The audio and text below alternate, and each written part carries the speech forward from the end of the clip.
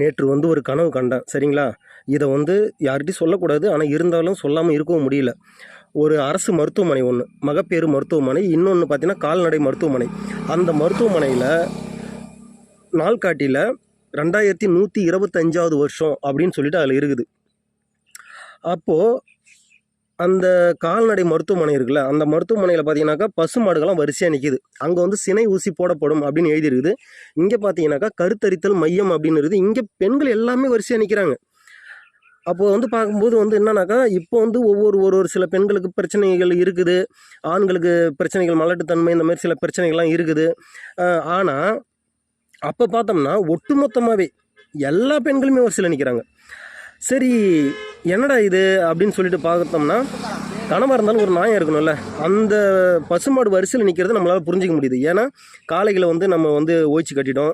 ஊசி மூலயமா தான், ஊசி செலுத்தி தான் அதுங்களுக்கு பார்த்தீங்கன்னாக்கா கருத்தரிக்க வைக்கிறோம். சரிங்களா? ஏன்னா வந்துட்டு இப்போதைக்கு வந்து அது வந்துட்டு இணை சேர்ந்து வந்துட்டு கருத்தரிக்கிறது கிடையாது.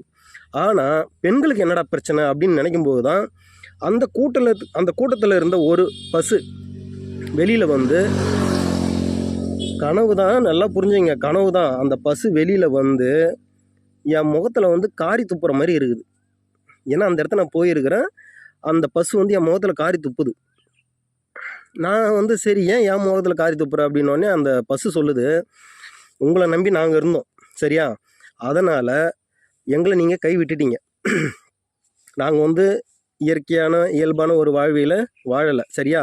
இன்றைக்கி நாட்டு மாடாக இருந்த நாங்கள் இன்றைக்கி வந்து கலப்பினமாக மாறி போய் நிற்கிறோம். இதே நிலைமை தான் உங்களுக்கு வந்துருக்குது, சரியா?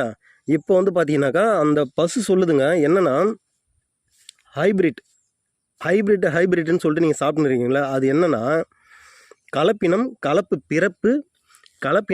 பிறப்பு வீரிய விதை. அப்போது இதை நீங்கள் தொடர்ச்சியாக சாப்பிட்டதுனால வந்த பிரச்சனை தான் இது. தொடர்ச்சியாகவே சாப்பிட்டதுனால வந்த பிரச்சனை தான். ஆட்டோமேட்டிக்காக உங்கள் உடம்புல மரபணு மாற்றம் ஏற்படும். அதனால் வந்த பிரச்சனை தான்.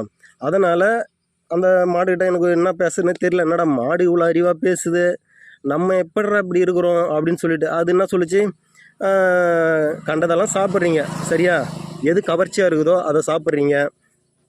இயற்கை பற்றி உங்களுக்கு புரிதல் இல்லை, கவர்ச்சி மட்டும்தான் உங்களுக்கு, சரியா? திரையாக இருந்தாலும் கவர்ச்சி, எதுவாக இருந்தாலும் உங்களுக்கு கவர்ச்சி மட்டும்தான். அதனால் நீங்கள் இந்த உணவை தொடர்ச்சியாக நீங்கள் சாப்பிட்டீங்கன்னா இந்த நிலமை தான் வரும் அப்படின்னு அந்த பசு சொல்லுது. அதுக்கப்புறம் அது ஒரு செய்தி சொல்லிச்சு, தாய் பாலுக்கு பிறகு உங்களை பாலூட்டி வளர்த்தது நாங்கள் தான். எங்களையே இப்படி தூக்கி ரோட்டில் போட்டிங்க, நீங்களாம் ஒரு ஜென்மம்